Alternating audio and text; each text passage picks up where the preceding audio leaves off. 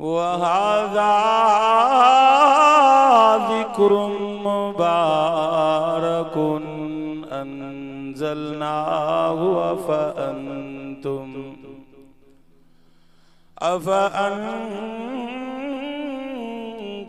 लहू मुनकिरून। सदक़ल्लाहु मौलानल अज़ीम। दुरूद शरीफ पढ़ो।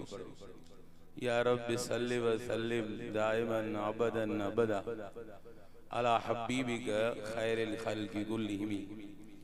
जेस ताईं साईं जन अचन थोड़ो चयो घणो समझंदा। मां हिक ई वाक़े के थोड़न लफ्ज़न में समेटे घणो कुछ बुधाए वेंदुसि इंशाअल्लाह। हज़रत अब्दुल्लाह बिन मसूद रज़ियल्लाहु अन्हु बीमारो। हज़रत उस्मान रज़ियल्लाहु अन्हु हज़रत अब्दुल्लाह बिन मसूद वठी आदत करण आयो। सलाम करण का बाद पुछण लगुसि मा तश्तकी या अब्दुल्लाह। ए अब्दुल्ला तो के केड़ी तकलीफ आए, केड़ी तो के परेशानी आए। हजरत अब्दुल्ला बिन मसूद रज़ियल्लाहु अन्हु की तकलीफ हुई। उन मर्द में दुनिया छॾे वयो। अल्लाहु अकबर। बीमारी जी तकलीफ जी गाल न पियो करे। हजरत अब्दुल्ला फरमाए पियो ज़ुनूबी। हजरत अब्दुल्ला फरमायो मुखे गुनाहन जी तकलीफ आए, मुखे गुनाहन जी परेशानी आए। असां पाण खे ॾिसूं असांजा भी केतिरा ई माण्हू दुनिया छॾण जे वक़्तु ॿोलियूं ॿोलींदा अथव। हिकिड़े माण्हू वटि हिकिड़ा माण्हू पुछण विया। उन खां पोइ हिकु ॾींहुं ज़िंदा हो या ॿ ॾींहं ज़िंदा हो। अल्लाहु अकबर। ए मुंहिंजा भाइरो उन खां पुछनि पिया माण्हू तुंहिंजो छा हाल आहे? चवनि पियो ॾियो ख़बर खजनि जा रेट चढ़िया आहिनि या अञा उते ई बीठा आहिनि।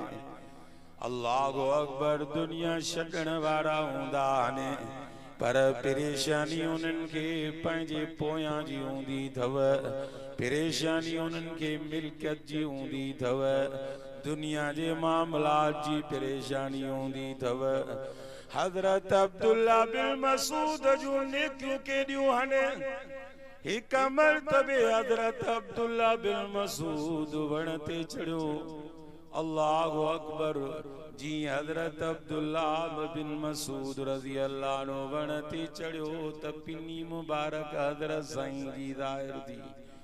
अल्लाहु अकबर। जी पिनी ज़ाहिर थी त हिकिड़े साहबी चयो हज़रत अब्दुल्ला साईं जी पिनी केतिरी सन्हड़ी आहे। तफसीर में अचे तो सोने नबी सल्लल्लाहु अलैहि वसल्लम फरमायो ए मुंहिंजा साहबियो अब्दुल्ला बिन मसूद जी या सन्हड़ी पिनी क़यामत जे ॾींहुं रब वटि तराज़ू में उहद जबल जे वज़न बराबर थींदव। एॾे वॾे सवाब वारो एॾी वॾी इबादत वारो हो। परेशानी मर्द जी कोन दसे, घर जी कोन दसे, पोयां जी कोन दसे, बच्चन जो फिक्र कोन दसे, बंगुलन जो फिक्र कोन दसे, जमीन जो फिक्र कोन दसे, बैंक बैलेंस जो फिक्र कोन दसे। हज़रत अब्दुल्ला के फिक्र इहो आ त रब मूंखों गुनाहन जी पुछा कंदो। अल्लाहु अकबर। हज़रत अब्दुल्ला बिन मसूद के सोने उस्मान रज़ियल्लाहु अन्हु फरमायो मा तश्तही या अब्दुल्ला। ए अब्दुल्ला भला बुधा तुझी केड़ी दिल जी ख्वाहिश आहे, तुझी चाहत केड़ी आ, तुझी मंशा केड़ी आहे। हजरत अब्दुल्ला बिन मसूद फरमायो रहमत रब्बी मुझे अल्लाह जी रहमत जी जरूरत थव मुझी दिल थी चवे मुझे मथो अल्लाह जो रहमतूं वसन मां रब जी रहमत जी तलब करे रहियो हाँ। अल्लाहु अकबर वक्त आखिरिया दुनिया छड़न वारो हज़रत अब्दुल्ला न घणे पैसे जे हिर्स जी गाल दस न पोया जो को फिक्र दस। हज़रत उस्मान रज़ी अल्लाह अन्हु फरमायो साईं भला मां तबीब घुराया जे कोई इलाज करेव चे सही तबीब जी मुझे जरूरत नहीं चे भला साईं मां कुछ डोकर जाव पैसा जाव तवा के कमींदा चे सही लाज तलीफिया मुझे पैसन जी भी जरूरत कोने चे सही भला तवा के जरूरत नहीं तवा जे पोयन की जरूरत पौंदी। हज़रत अब्दुल्ला बिन मसूद फरमायो साईं तवा के पोयन जी फिक्र करण जी जरूरत नहीं चई शाजे करे चई सही मां पंहिंजे कन्नन सां पाण खातमुल अंबिया सल्लल्लाहु अलैहि वसल्लम को ॿुधो आहे। नबी सही सल्लल्लाहु अलैहि वसल्लम जन फरमायो मन क़रअ सूरतल वाक़िअति कुल्ल लैलतिन लम तुसिबु फाक़तुन अबदा। नबी सही जन फरमायो जेको मुंहिंजो उम्मती मुंहिंजी उम्मतियाणी रोजानो रात जो सूरतुल वाक़िअ पढ़ंदो नस्लन में भी करें फाका कशी को नहीं दस। असां के अज तंगदुस्ती उन जे करे आजो असां कुरान के छड़े ॾिनो आहे। अल्लाहु अकबर घोटकी में मां यो वाक़िओ बयान कयो कसम खाइण जी हमरा के जरूरत न हुई कुरान ते असां के यकीन आहे।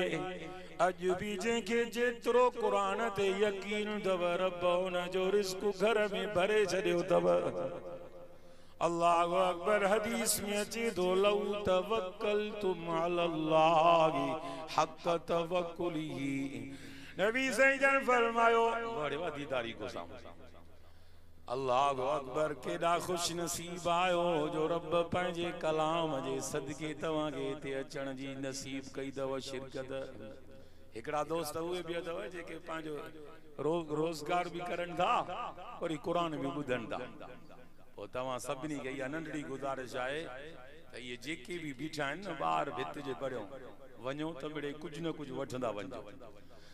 अल्लाहु अकबर मां ॻाल्हि पियो कयां हदीस में अचे तो लौ तवक्कलतुम अलल्लाहि हक़ तवक्कुलि।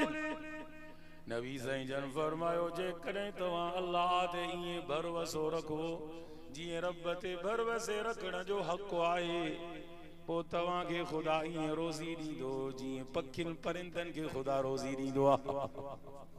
साईं तव्हां वटि हिते जेके साईं अब्दुल कादिर जे न ॻोठ जे अंदरि हे पखी आहिनि सभिनी खे सरकारी नौकरियूं आहिनि। साईं मौलाना अली असगर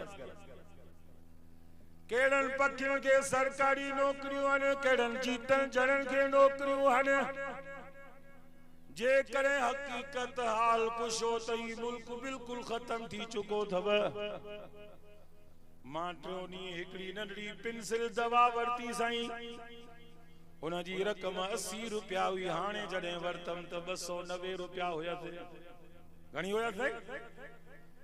जे करे फ्रूट करे वञो त फ्रूट भी महांगो जे करे किरियाने जी दुकान ते वञो त वो भी सजो सामान महांगो।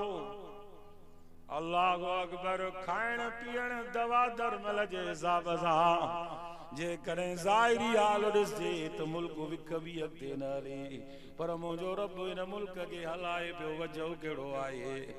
वजह यो दवा अल्लाह से फरमायो वादा ज़िक्रुम मुबारकुन अंज़लनाहु अफ़अंतुम लहु मुनकिरून। रब फरमायो ही मुंहिंजो कुरान बरकत वारी नसीहत बणजी आयो तव। फरमाए वादा किताबुल अंज़लनाहु मुबारक। अल्लाह से फरमायो इन कुरान के असां नाज़िल कयो आहे इहो हर बरकत सां भरियल तव। तू नथो पढ़े न ॿुधण भी आयो आ तुझा मसड़ा मासूम साईं अब्दुल कादिर जे मदरसे में पढ़न था। अल्लाह साईं उन्हनि बचड़नि जे पढ़ण जे सदके सॼे ॻोठ वारनि खे बरकत ॾिनी अथव। किताबुन अंज़लनाहु मुबारक, रब फरमायो इन कुरान खे असां नाज़िल कयो आहे, इहो हरफ हरफ सूरत सूरत आयत आयत बरकत सां भरियल अथव।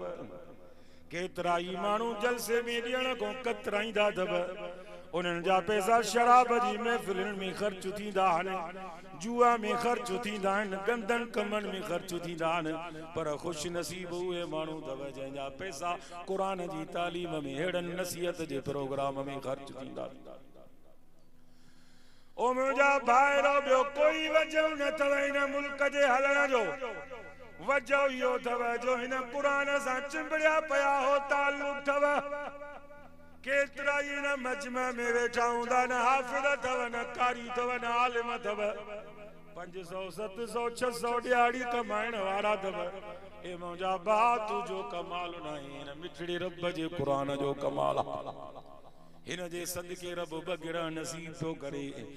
हिन क़ुरान जे तफ़सीर में आयतुनि में असांखे मालूम पियो थिए जेको रब टिन पत्थरनि जे अंदरि जीतनि खे खाराए पियो, उहो रब हिन मुल्क खे आबाद रखंदो, शाद रखंदो, बुखिया न थींदा, छो जो हिननि जो ताल्लुक ॿिए सां न आहे, हिननि जो ताल्लुक रब जे मिठड़े क़ुरान सां आहे। ताल्लुक कमज़ोर थियण जे करे असांजा वेड़ा वीरान अथव। मां हिननि आयतुनि खां पोइ हिकिड़ो वाक़ियो बयान करे जॻह वठां। रब फरमायो वमन अरद अन ज़िक्री फ़इन्न लहू मईशतन ज़नका। रब फरमायो जेको मुंहिंजी यादि खां गाफ़िल रहंदो, अल्लाह साईं फरमायो जेको मूंखे विसारींदो पोइ हुनजो गुज़रान तंग रहंदो। मां तव्हां खां पुछां थो किथे था असां अल्लाह खे यादि कयूं? सुबुह शाम ॾींहं राति असांखे पंहिंजे पैसे जी दौड़ अथव, हिर्स ऐं हवस अथव, मां पैसो घणो कमायां, पोइ कंहिं ते ज़ुल्म कयां, पहाड़ ज़ुल्म जा केरियां, ग़लति रस्तो वठी बि मां पंहिंजे बच्चनि जे गिराट वारो पेट भरियां। ओ मुंहिंजा भाउ, ज़ुल्म ओतिरा कर जेतिरो रब वटि हिसाब ॾेई सघे। रब फरमायो वमन अरद अन ज़िक्री फ़इन्न लहू मईशतन ज़नका। अल्लाह ने फरमायो जेको मुंहिंजे क़ुरान खां परे रहंदो हुनजी ज़िंदगी तंगी गुज़रंदव। असां क़ुरान खां परे आहियूं कि न? क़िस्मत सां साल में मसई वाइद थींदा आहिनि। खोड़नि जे घरनि में क़ुरान पाक पिया आहिनि, 10 10 20 20 पोतियूं लॻियूं पयूं आहिनि, किन क़ुरान पाकनि खे अल्लाहु अकबर उॾाई बि वठी वई आहे, खोले बि कोन था ॾिसनि। इहा मोबाइल टके पैसे वारी चाइना कढी, 5 मिंट हिन मोबाइल को मुंह कढण जे लाइ तैयार कोन अथव।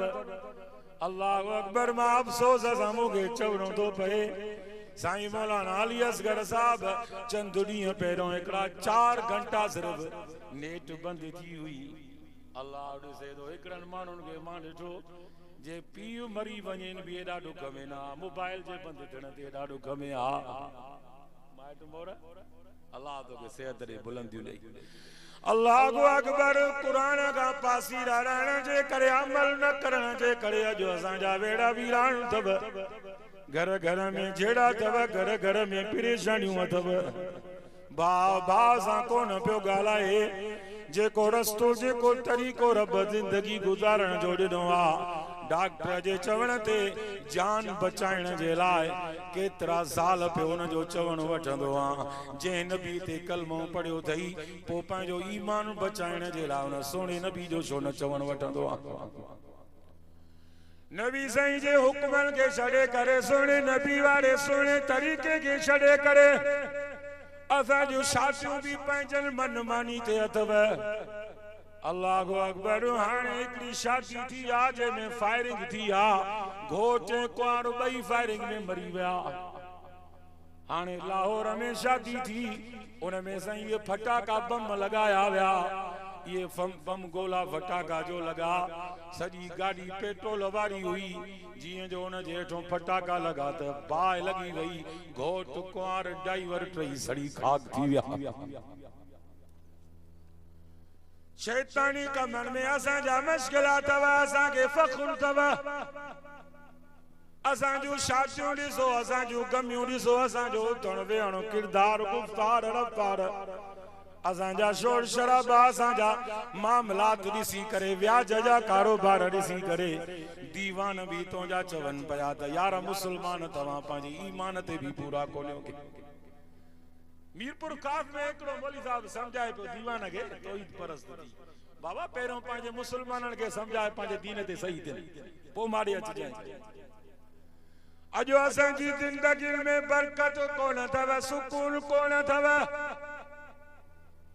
अल्लाहु अकबर हदीस में अचे तो तमाम जा मजमा में जेके भी मानू बैठा हो हर मर्द और जी दिल चाही दिया त मुजी रोजी में बरकत पवे मुजी उम्र में बरकत पवे हर एक जी दिल चाही दिया केजी केजी चाहे दी मुजी उम्र में रोजी में बरकत पवे हथ तो मथे गणो को ऐलान त चंदे जो न तो क्या अल्लाहु अकबर मुजा भाड़ो हर एक जी दिल चाही दिया त मुजी रोजी में बरकत पवे हर एक जी दिल चाही दिया त मुजी जमारा उम्र वडी थे सोने नबी सल्लल्लाहु अलैहि वसल्लम फरमायो नबी साईं जन फरमायो जे को रिश्तेदारन के जोड़ींदो मजबूत कंदो अल्लाह साईं उन जे उम्र में भी बरकत कंदो थव रिज़्क में भी बरकत कंदो थव अजो असा जा भाइरन में जेड़ा थव अल्लाहु अकबर बरकतूं इंदियूं कुरान